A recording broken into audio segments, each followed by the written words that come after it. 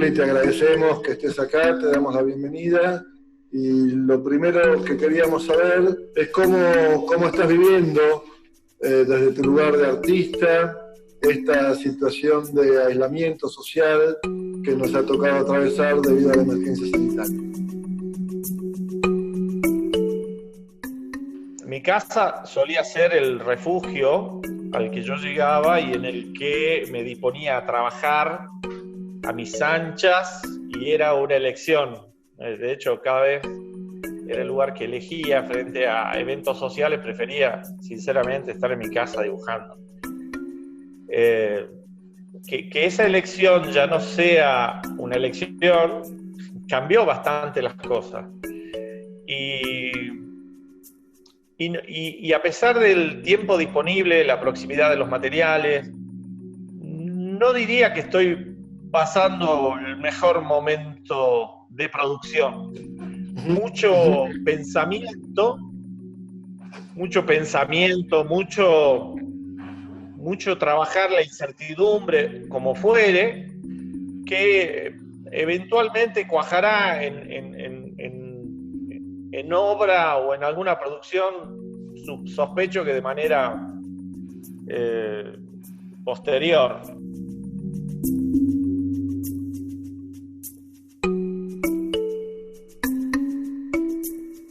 Ahora, por ejemplo, ni siquiera en términos de la producción más sistemática, de una historia más larga de Simplicito, en tu caso, por ejemplo, tampoco en esa línea vos estarías sintiendo que esta disponibilidad de tiempo te permite de alguna forma proyectar. Sí, bueno, estás diciendo las cosas que dicen las voces en mi cabeza. Así como te dije que esto me afectaba mucho, más que nada en el pensar, más que en el trabajar. Dentro de esas voces, pero la frase tal cual es: yo en este tiempo podría haber hecho ya un libro de Simplicito. Ya podría tener un libro. Pero bueno, sabemos que no, por eso te digo, no creo que haya habido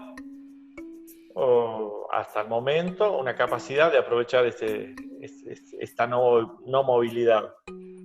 Y otro tipo de estos diálogos que diciendo, bueno, que no debería decirlo, pero lo voy a decir, tiene que ver con cuestionamientos acerca del verdadero valor de eso que yo hago en una instancia de emergencia, en un escenario de tragedia.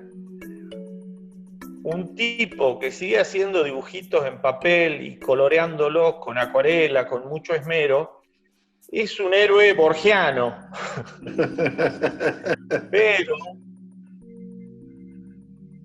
no sé cuál es mi aporte.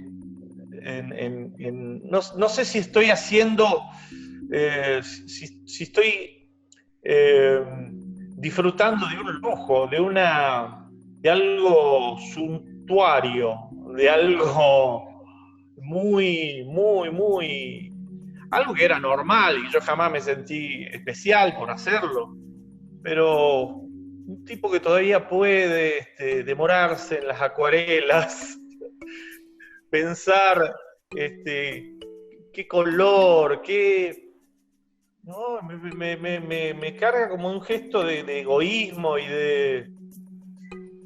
Eso me dicen esas voces que no quiero escuchar. Sí creo que en esa relación que vos mantenés, por ejemplo, con la poesía, que es intensa, persistente y constante, tu último trabajo inspirado o realizado a partir de la obra de Juan Gelman nos permite repensar esta posición de exilio interior en la cual estamos lanzados por la emergencia sanitaria. Y entonces, qué sé yo, el acto creativo en la situación de exilio, por más que sea de un heroísmo banal, tal vez tenga una función que uno mismo no puede terminar de visualizar en este momento.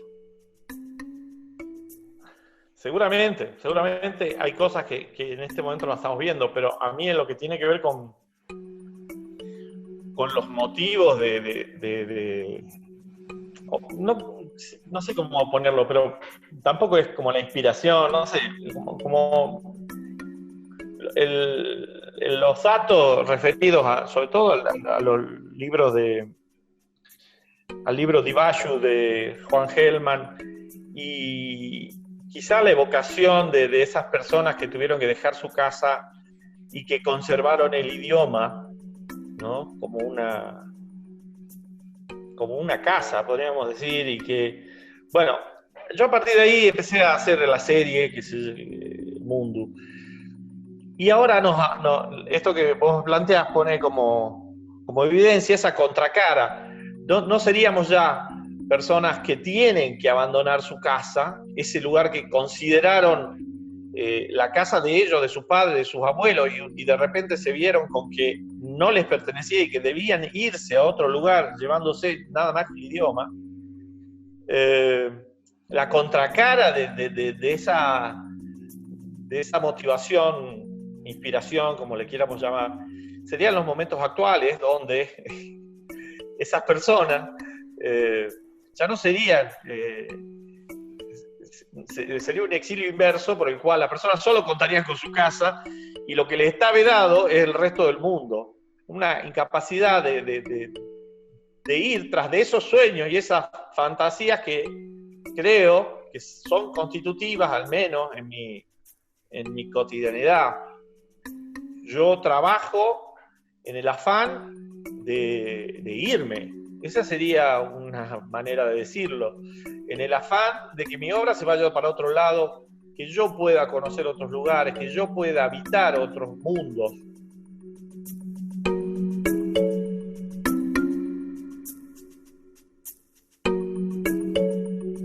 ¿Y cómo te estás imaginando ese día después?